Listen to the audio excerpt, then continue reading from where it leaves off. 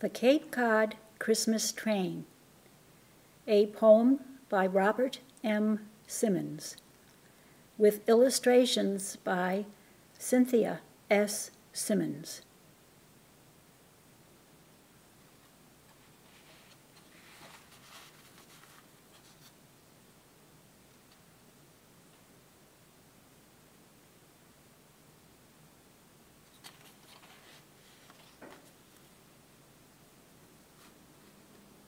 The Cape Cod Christmas Train.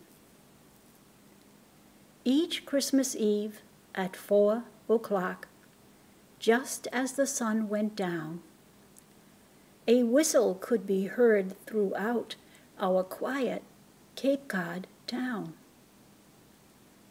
Echoing through the village streets with its timeless refrain, everyone knew that it must be the Cape Cod Christmas Train.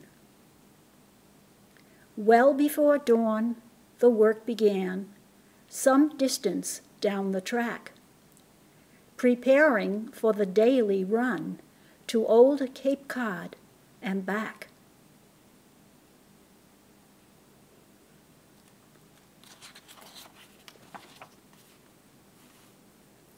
Many men labored to maintain this marvelous machine, as though it were a work of art in some museum scene.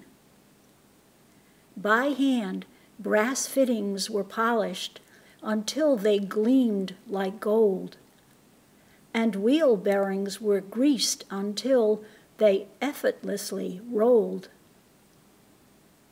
The first stop was in Providence, with many on the way, conveying crowds of travelers homeward for Christmas Day.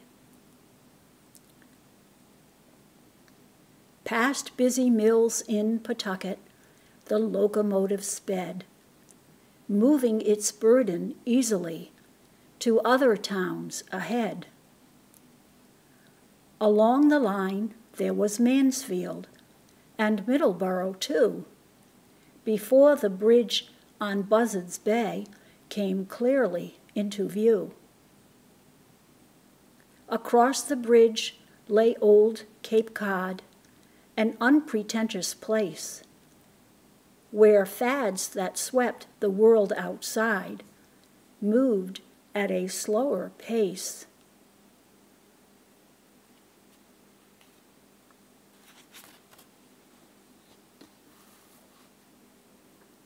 The next stop was the small depot in Sandwich by the Sea, made ready for the season with a creche and Christmas tree. And to the station neighbors flocked, from nearby homes they came. The depot master at his post greeted each one by name. Through every town beside the track, the Christmas train would go, and also through cranberry bogs, by now covered with snow. As it continued steaming past dwellings perched on the shore, preparations were underway beyond each cottage door. Merry children might be stringing red berries on a thread, while mother was busy baking cookies and gingerbread. And father trimmed the Christmas tree with things the children made, while in the hearth a Yule log burned as day began to fade.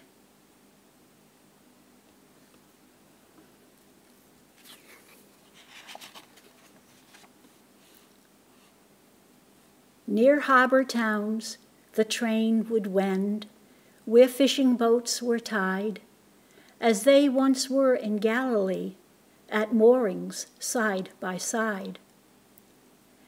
The depot in distant Chatham would be the final stop.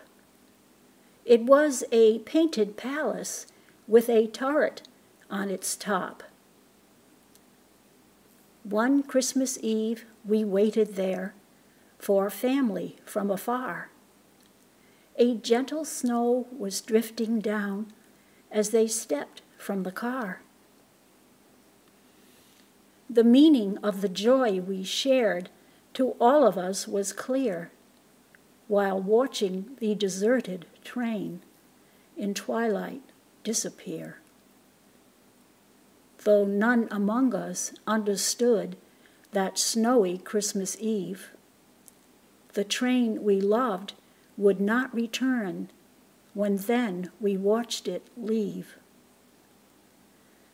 For many years it played its part without missing a date, until, like those who knew it well, the train succumbed to fate.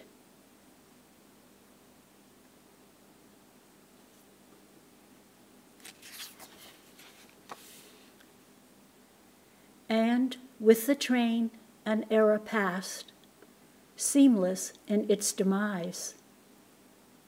That things we cherish disappear should come as no surprise. Life surely was quite different then, more difficult in ways. But people seemed much happier in Cape Cod yesterdays. Those times are now forever gone, and few of us remain who can recall for ages hence the Cape Cod Christmas Train.